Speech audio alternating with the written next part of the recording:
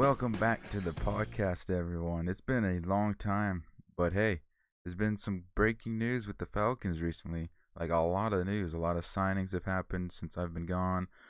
The schedules have been released for both preseason and regular season, and we'll be taking a look at one of those in this week's episode. So, obviously, I say obviously a lot if you couldn't tell.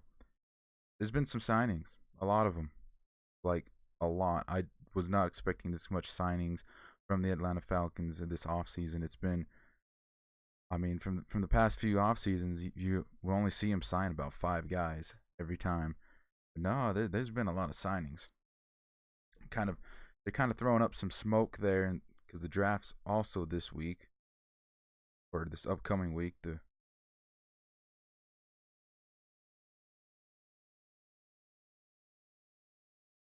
draft's also coming up. It'll be coming out on Thursday, the 25th. So make sure you guys go and watch that. There's the picks right there on the screen. 9 picks. That's quite a lot. I will see. We'll see if they decide to move up or trade down.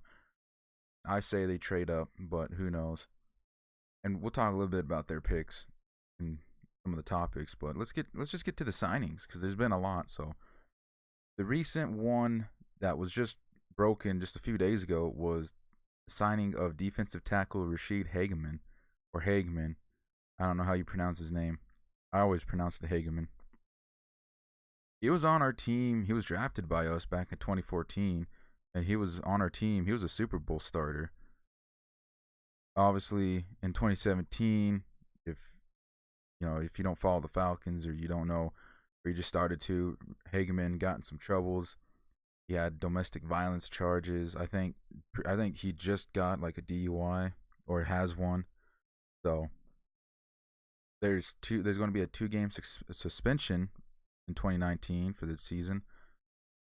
But we'll see if he even survives training camp, cuz this signing, it's kind of just out there, because what he can do in production is what another signee that we already just signed can do better.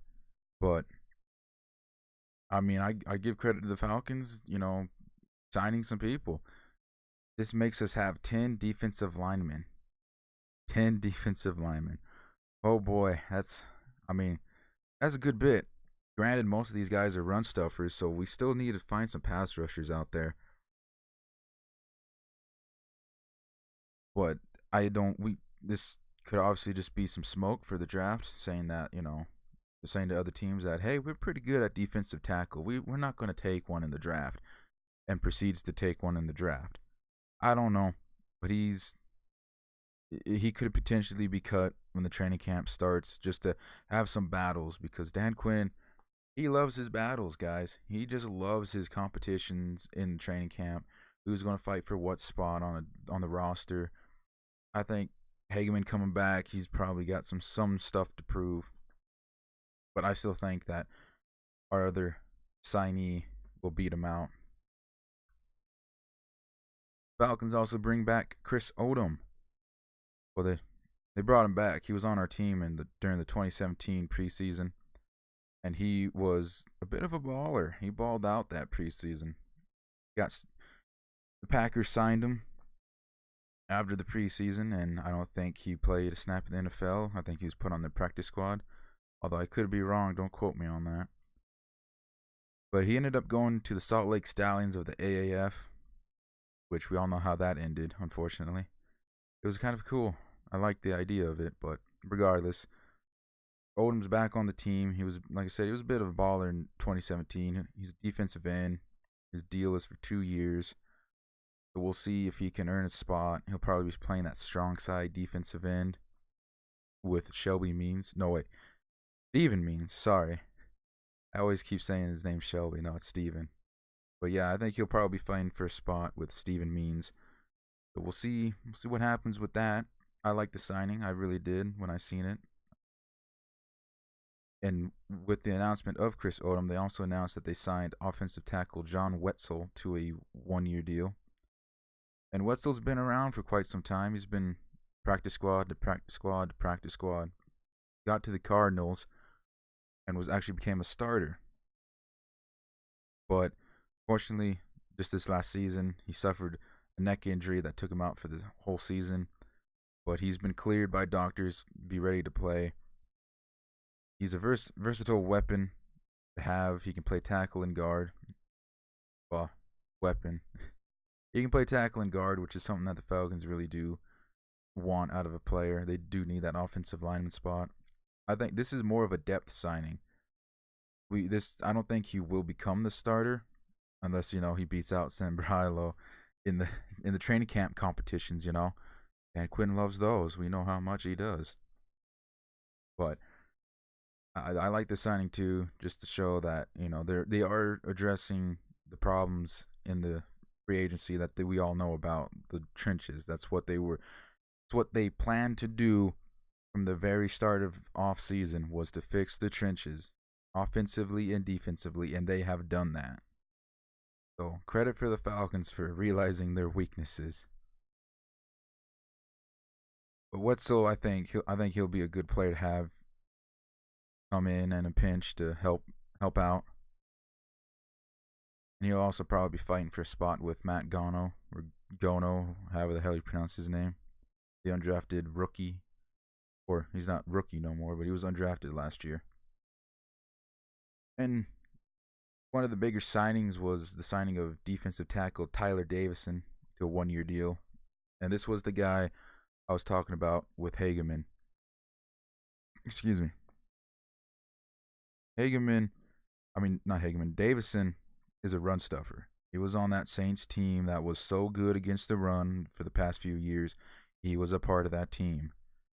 He'll probably fill in that spot with that Terrell McLean left, that nose tackle, while Sanat develops, because I know Dan Quinn wants to develop Sanat to kind of be more of a pass rusher too, kind of be like a baby Grady Jarrett, but we'll see what happens with that.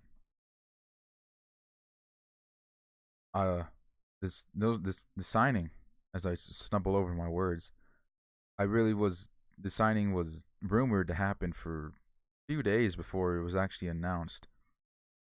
And this fills that nose tackle spot on that run defense. I think he will definitely help us out. But we'll see what happens with the Hageman and Davison, and maybe if we address someone in the draft. I dear God hope not, but he's signed to a 1-year deal, so let's see what he can do then.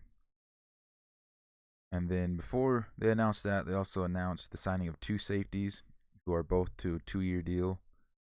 Safety Chris Cooper and safety, oh God, I'm going to butcher this name, Afolabi Laguda. Cooper was on the Colts after the 2018 draft, but his recent activity was on the Chiefs practice squad for the postseason. And Laguda was on the Rams. And safety was kind of a need for us last year. I know that some people are probably like, nah, we got KZ, he's good. Yeah, he is good, but that's only one. In that event that we did lose our 2 safeties, which I think the Falcons really toyed with the idea of not losing them. We lost them, unfortunately. Sad day. And we were tested at the safety position. And we did not pass, that's for sure. We passed, we got like a C, to be honest, with KZ. If KZ wasn't there or playing safety, we probably would have failed. But yeah, strong safety was a really needed spot. I don't know if Sherrod Niesman is still on the team or if he was let go. But if he is let go, that's a damn shame, because Niesman really was a good player to have, really good depth player, just in case of an incident like that where he needs to come in and play. He can do so, because he was better than Jordan Richards that was on our team. Jesus, he was way better than Jordan Richards. I think anyone's better than Jordan Richards. But safety was a big need for us. And it was with these 2 signings that I kind of started to realize that maybe, just maybe, we're moving up. But we'll talk about that when we get to some of the draft plans that I think they'll do. Doesn't mean that they are, because I'm stupid, so I'm just guessing here. And this is probably the biggest signing. This is the biggest signing of this whole off season, and that is Adrian Claiborne, the defensive end. to a 1 year deal. Mr. Saclanta was with the Patriots, unfortunately, but his stint with them wasn't too impressive. It left a lot to be desired. He got his ring, but now he's back with the Falcons, and Dan Quinn could probably use him. I think he'll probably play. I think he'll return as a pass rusher. I don't think he'll be playing a lot of the base package, but I think in terms of rotational pass rushers, I think he's definitely going to be under Tack or Beasley. Hell, even starting over Beasley, because I think Claiborne's actually better than Beasley. But we'll see after this offseason. We'll see what happens with those guys. But yeah, he's back in Atlanta. He's a nice weapon to have on that defensive line. I've read something that I don't think he could play defensive tackle anymore. So that's kind of bad news with that one. But defensive end, I mean, hey, that's still good with us. And since I just brought that up, I forgot to mention with Rashid that he can play both defensive tackle and defensive end. So little move around there, but I doubt that'll happen there though. Let's see what else. Signings. Falcons also signed at guard Adam Geddes to a 1 year deal. Adam Geddes is more or less a depth signing. He's a depth signing because we lost Ben Garland in the offseason, which, I mean, before we continue, Ben Garland is a hell of a person. Like, Jesus, man. We don't deserve this man. He is a godsend. If any team signs him, and if you do a community event, some kind of fundraiser charity, he's going to be there. He was there for basically like almost every single, if not every single Falcons charity event that they'd done. He's just a kind person, definitely. Really wish he won Man of the Year, Walter Payton Man of the Year, but some of the other people were kind of good. I think he was nominated in the 2017 season, which, I mean, that was the hurricane down in Houston. So, that was kind of given to J.J. Watt. Like, from that very beginning, you knew that he was going to get that. So, I really wish Ben Garland did win Man of the Year at some point because he definitely deserves that one. But going off topic here, Adam Geddes is just a depth signing. I don't think he'll be a starter. I think we already have our starting guards in place, unless we draft one, which is always an option there. But I don't think that there'll probably be someone that will eventually replace the two that we signed. But we got our two right now. So Geddes is just depth signing, and then we also re-signed Kamal Ishmael, the linebacker. And Ishmael is also another depth signing, re-signing. He's been around for quite a while on our team. I think he was a safety, then he moved to linebacker, and he's kind of a good special teams player to have. I remember in the playoff win against the Rams in 2017 that he was good. He was all over that field on special teams. He was just all over it.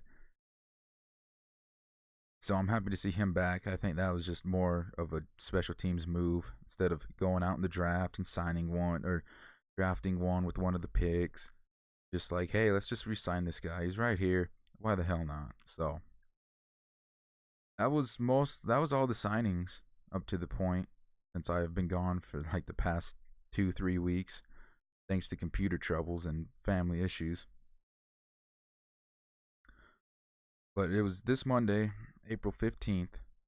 I think that is the right date. I could be wrong, but it's just this last Monday the Falcons had their voluntary mini camp, and some players showed up, which is good. They had a little video, and it just showed some players showing up. I wasn't going to go through it frame by frame looking for a certain player. But from what I can tell, Matt Ryan showed up, Devontae Freeman showed up, Desmond Trufant showed up. So, I mean, Freeman and Trufant, they got some stuff to show. I know some of you probably say, but Freeman ain't got stuff to show. He's already been paid. Well, I mean, he's got to justify why he's getting paid a hell of a lot of money. Been injured quite a bit, so we'll see if he can stay healthy this year and come back to his elite level, if you could call him elite. That level that he was in 2016, where he just was a Pro Bowler, and Desmond Trufant before his injury. But hopefully, I think with the drafting of defensive linemen and pass rushers and how they'll play, I think Desmond Trufant will probably return to somewhat of a better level than what he's at currently. But there was also some workout videos. Also forgot to mention Ricardo Allen and Keanu Neal was at the training camp too. So that's good to see our injured players there too, getting some reps in. But Neal and Rico has been posting some videos out there. Neal's been posting videos for quite a long time. His rehab videos. I remember he was doing it during probably about the midpoint of the season, and it was looking like, man, if we made the playoffs, he could probably come back. Like he was looking real damn good. Obviously, I know that probably wasn't possible, but I mean, maybe. I think it still was kind of impossible with the timing of the injuries, and if we made the playoffs, I don't think he would come back. But yeah, he's been having some videos out there. This recent one was him strafing back and forth using some of his acceleration. Looks like he's getting some of that speed back. So I can't wait to see him ball out this year. Keanu Neal breakout season. Here we go. Ricardo Allen's also posted some videos, and that's good to know. I'm still thinking that he's going to sit out for the first few weeks of the season, because an Achilles injury is normally a year-long process depending on how fast you heal. So, I mean, we could see Allen stay out for the first few weeks of the season. We may not. I'm right with whatever. I think Rico, it's up to him. If he's feeling good, ready to go week 1, well, hell, get in there, man. But there's also been some workout videos. Weston Schweitzer, the guard. He's been having some videos out there of him working out. Obviously, he looks pretty good in terms of workout, but I don't know if it'll help his blocking or not. We'll see what happens come training camp. I don't think he'll win the starting position. I think he's reached his ceiling, but I mean, he's still a very good backup to have in a pinch. Like, if someone gets hurt, concussion or something like that, just going to be out for a few weeks. Schweitzer can definitely come in and play a pretty good spot, but when Schweitzer comes in for long periods of time, they're going to realize his weaknesses and they're going to attack him pretty damn hard. Like, anyone remember when the Schweitzer came in very early in the season? It was like week 2. This last season. He looked really damn good. He looked like really fucking good. But he was looking really good for the first few weeks, and then he started sucking again. And then, yep, he got benched. Or at least I think he did. I don't know if it was him that benched. I know the Ben Garland was benched, but yeah, yeah. Calvin Ridley's also been posting some videos too. Ridley's putting in that work. I think Ridley's going to be a 1,000-yard receiver this year. You heard it here first. Well, probably not, but I'm the one that said it. So I think Ridley will definitely go off this year. I think with Dirk Cutter and his scheme, I think Ridley's a good weapon to have for Cutter. So I think he'll definitely be a 1,000-yard receiver. And the draft, I think the draft plans may have changed a little bit. There's an article that the Falcons posted that Thomas Dimitroff already knows what he's going to do for draft night, in which, I mean, you should know what you're going to do before the week of the draft. But he says that he knows what he's going to do. He knows who he's going to pick, but things can change. You know, it's the draft. We got 9 picks. We're looking. The rumor has it is that we're trading up with the Lions to go up to the 8th spot and drafting a special player or someone like Ed Oliver, you know. Because the Lions, they want to trade down to that mid first round range to get a tight end. So I mean, I understand that.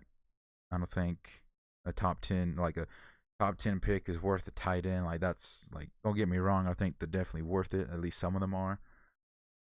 But I think that mid range, I think, is probably the perfect point for him. We'll see what happens. And I know history has it that the last time we had 9 picks, we got Julio Jones. Could that possibly happen again? I don't know. I'm going to say no. Or actually, no, excuse me. I want to say yes. I think we're going to trade up at some point. I don't know if it'll be the first. I know probably that we'll trade up probably into the 5th round again because the Falcons just don't like having their lower picks, their 6th and 7th. They just recent years they just haven't liked that, so they've been trading those away, moving up into the 5th round again. And I mean, you gotta do whatever you gotta do. I'm fine with whatever they do with those late draft picks. But yeah, I think they're going to be trading up at some point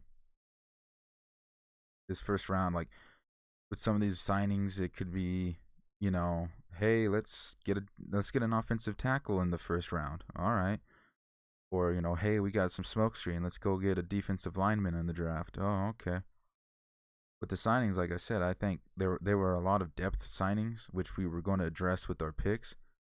So I totally see us moving up. I remember when we signed a blocking fullback and a returner that everyone had that idea too, because that was obviously needs that the Falcons were going to address with the draft. So they obviously did not do that, or they still can, but I think they're going to move up. I think they'll probably trade up in the first round if that special someone's there that they like. But we'll see what happens come Thursday. Falcons also have the preseason schedule out. That's on the screen. Well, it was on the screen. 5 games of preseason. 5 games of probably terrible football. We got the Hall of Fame game against the Broncos. Then we go to the Dolphins. Then the Jets come to us. The Redskins come to us. And then we go to the Jaguars for the final week. We are terrible in the season. The last preseason, the last time we won a preseason game was in 2016. Yeah, that's how you get to the Super Bowl. You just got to win a preseason game, man. Yeah, the past 2 seasons we have not won a preseason game. It's kind of sad, but we focus on keeping our players healthy. So I'm all right with that. We obviously know Julio Jones isn't gonna play in the preseason. We'll see if someone else sits out. I think Ricardo Allen will sit out if he's not ready to go. I think Freeman will probably sit out. There's no doubt about that. But I 3 of the teams we've obviously played last year too in the preseason: the Dolphins, Jets, and Jags, and we lost to all of them. The Jags was kind of the closest game. The Jets we didn't even score, and the Dolphins they just fucking blew us out, man. But we'll see if the tables have turned.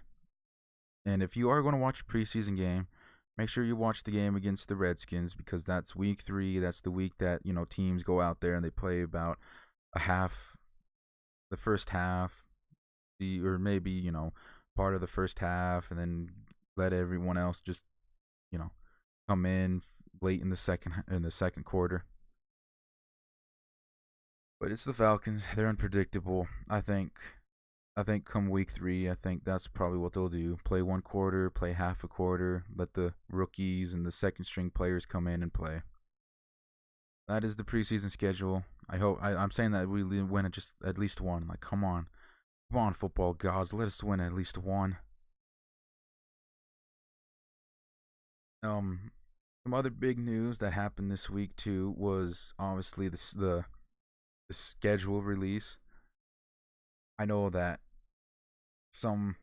there was a media site on Twitter that they had the Falcons not up there for the top schedule release videos, or the Panthers too. The Panthers had a really good one, and I know a lot of people were upset at that. Like the Falcons threw some serious shade. We'll get to that when we talk about the schedule coming up here, but that's pretty cool what they did in that video. We'll talk about that, like I said.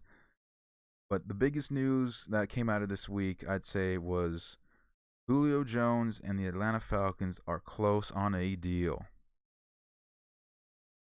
Yes. Pay the man whatever he wants. Give this man a fucking bank, damn it. He deserves it.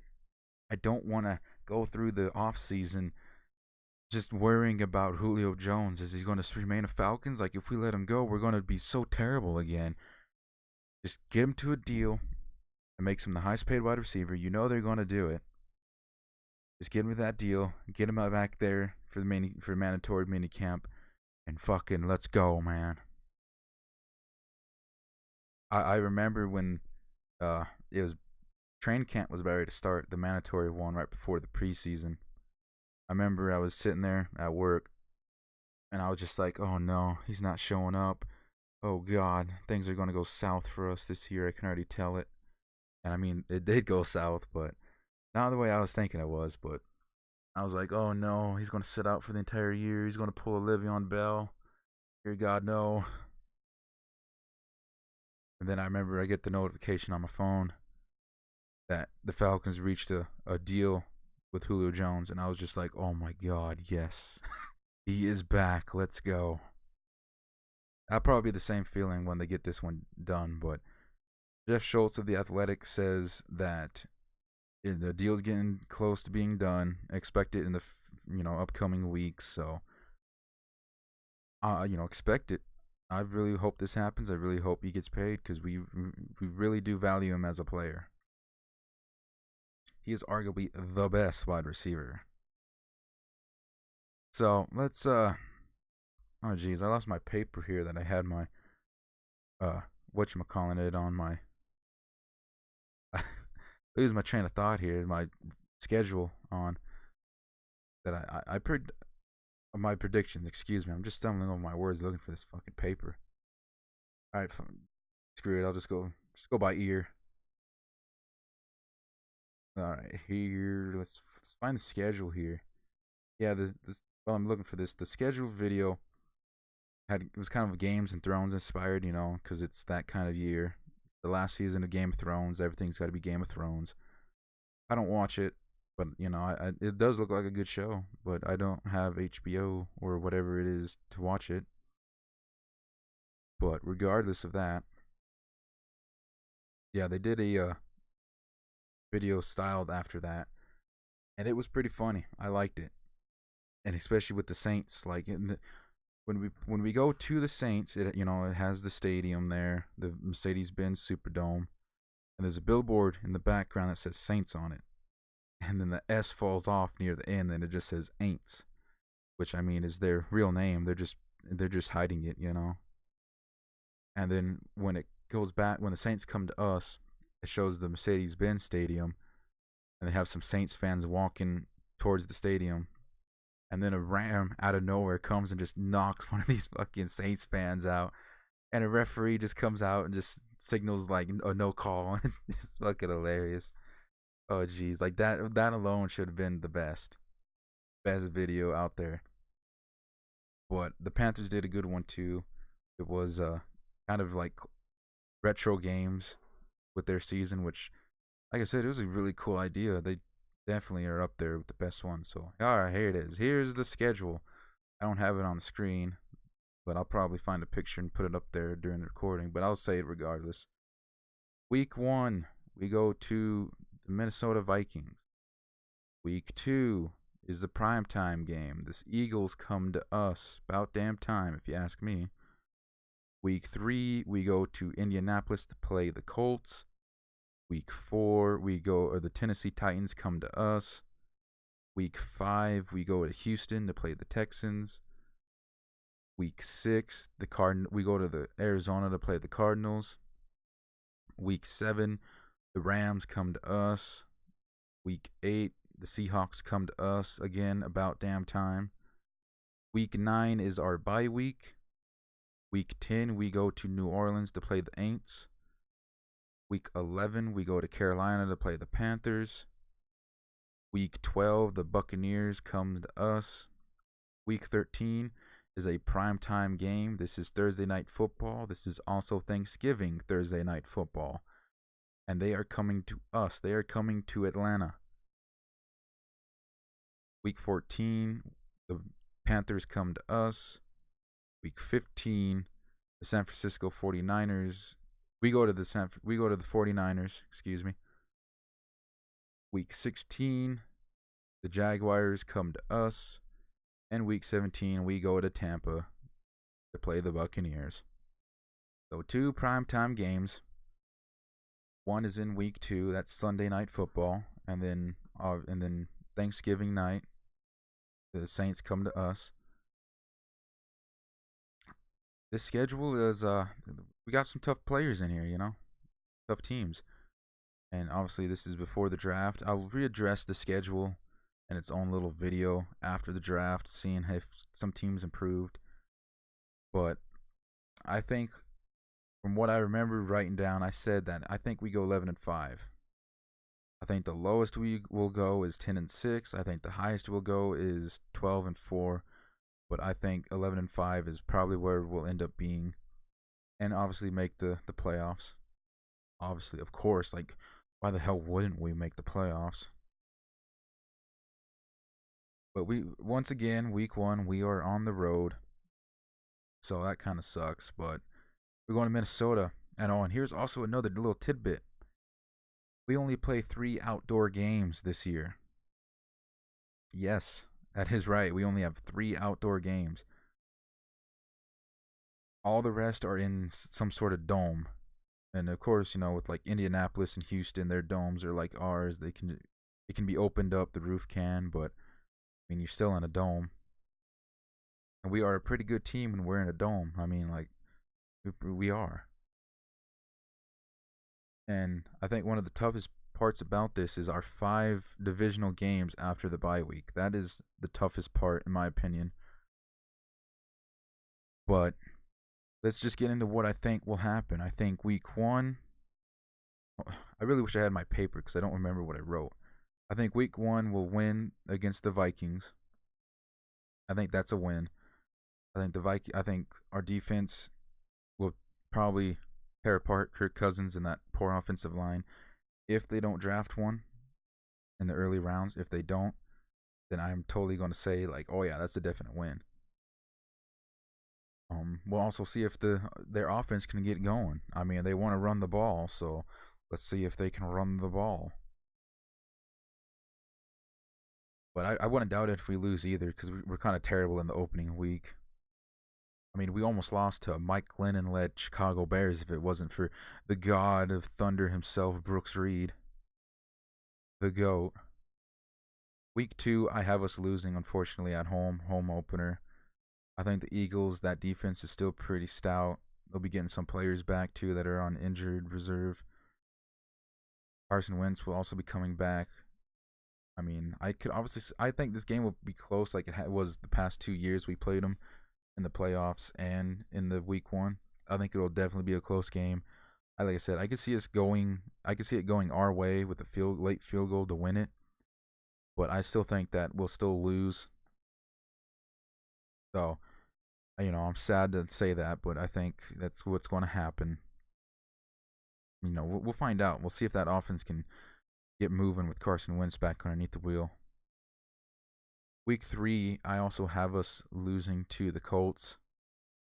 I think that Colts offensive line, if they can keep playing like they did last year, and if like our defense line sucks ass again, like Andrew Luck's gonna put up like 500 yards on us. Like there's no doubt about it that he's gonna do that. But we'll see. This is another game I can see us winning. I think most of the games that we lose will be close games. I don't think it'll be a blowout game like it was against the Steelers. But I think the Colts game will be another close one. I think our offense can keep up with the Colts and their lack of an offense, but we'll see what happens there. The Titans come to us. We win this one. I think we win this one just by a hair. I think the Titans are, they're kind of inconsistent. At least they were last year. We'll see if they get better this year with their consistency. That defense, when healthy, it's a pretty good defense when it's healthy. But that offense, like I said, is inconsistent. We'll see if they can be more consistent, consistent this next year.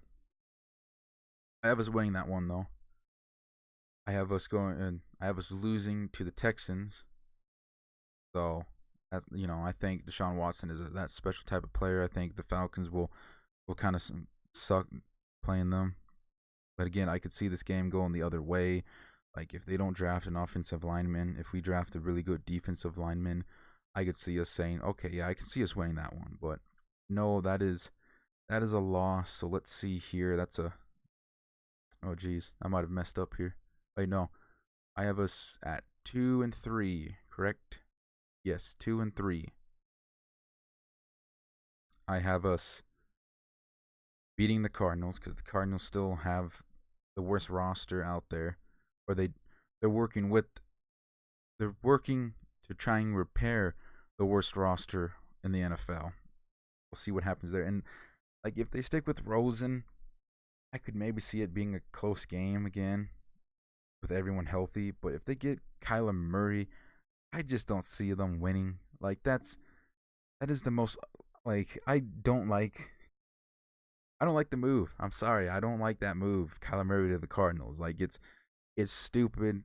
They give up already on your first round pick. I understand he's got a new coach. It's not the same one. He might want a different quarterback. He might not like Rosen. It's just like, oh jeez, that's just a waste. And plus you moved up to get him. Like just ah. But when the Rams come to us, I have us losing that one. I think the Rams I think this one will be a lot close. They'll probably be similar to. Well, I mean, we won the last time we played them, but I think that it's going to be a close one. I think the Rams will kind of have a Super Bowl hangover, and what I mean by that, I think, is that their offense and I think their defense will still be pretty good. I just think their offense is going to get kind of recognized pretty easy. Like Seattle's defense. Whoever runs Seattle defense, everyone knows how to beat them. At least Bill Belichick does. Um, the Atlanta Falcons offense, unfortunately, after our Super Bowl, everyone knew how to stop us. And plus, I think Steve Sarkisian was an issue there. But regardless, I think people are going to recognize the Rams offense and say like, "Hey, we know what we can do to stop you." So I think this one's going to be another close one. But I think the Rams are going to beat us there. So what's that? That's a 3-4. If I'm correct. Yes. I have us beating the Seahawks. We've kind of had their numbers the past few years. I don't really see them making an improvement defensively or offensively. Maybe. I still think we beat the Seahawks. I have us losing to the Saints, unfortunately, in New Orleans. I think the referees are just going to get out of hand again and make us lose. But it could totally go It could totally go the other way because week 10, when we go to New Orleans, is a bye week. Also, their bye week. This is a game that you should really watch because both teams had the bye week on week 9. So this is going to be a really good game to watch. I am really looking forward to this one, seeing if we can actually beat them. I have us beating the Carolina Panthers. Dan Quinn has their number since he got here. They've just been terrible against us. That's except that one time they went 15-1. But when you think about it, that one was to us. So yeah, one of my favorite moments. Falcons was beating that 15-1 team or the 15-0 team. But they weren't 15 at the time, but they were getting there. I was beating the Buccaneers at home. This one obviously will be a close one. Every game with the Buccaneers always is a close one, always relying on the last minute, last second play. But I have us beating them this year. I have us winning against the Aints at home in Atlanta on Thanksgiving night. I think the Falcons are saying, all right, we're done fucking around here with you Aints. We're going to fucking destroy you in this game. And I mean, when you think about it, the past games with the Saints, the past two, we've been really close to beating them. I think if we don't turn the ball over 3 times when we go to New Orleans last Thanksgiving night, I think it totally could have been a closer game. And then there was the overtime moment, which was obviously stupid because the overtime rules are fucking ridiculous. But I have us also beating the Panthers when they come to Atlanta. I have us beating the 49ers. I still think the 49ers will be a bad team. I think they'll be at least a decent team. I don't think they'll be ready to make the playoffs just quite yet. Oh, they could, though. But they still got a lot of work to do. Like I said, when the draft comes out, I could see like maybe I could see us losing to them. But to me, this is a Super Bowl revenge game. Damn it, we're coming to get you, Kyle Shanahan. You fucked us over out of a Super Bowl. We're coming to get you. And I have us winning against the Jags. I think the Jags, Nick Foles. I just don't think that's a good team here. I mean, they still need some pieces on offense, in my opinion, to get back to what they were in 2017. That defense can keep some consistent play. I think that's going to be a scary part, though. Then last game of the season, I have us beating the Buccaneers. Of course, why not? So yeah, that should be 11-5. I probably miscounted somewhere, but I think 11-5 is the best we can do. So see what happens. That's probably going to be it, guys, for the episode. It's going to be quite a long episode here. Hopefully, I have nothing go wrong in this one. I've been recording this one for like 5 times already, trying to get it to work. Just computer issues are just making this a living hell for me right now. So this one will probably be coming out either Sunday or Monday. And I think after the draft is all done, I want to talk about what I think of the team, if they move the needle any. You shouldn't expect one coming out the night of the draft. Like, that's just kind of ridiculous because, I mean, I work, so I won't be able to get nothing done. So I probably won't be covering nothing live. Let other people do that because I'm not a good live person. I'm not much of a draft expert yet, or I don't know the draft very well. So we'll see what happens then.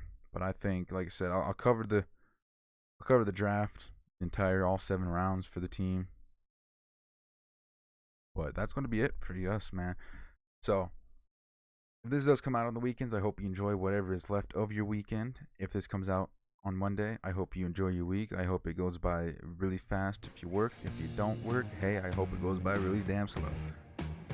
But this is going to be it for me. I hope you guys liked it. Make sure you leave a like, comment, subscribe to the channel. Come back for more Falcons news. I'll be here. All right, I'm heading on out here. See you guys later.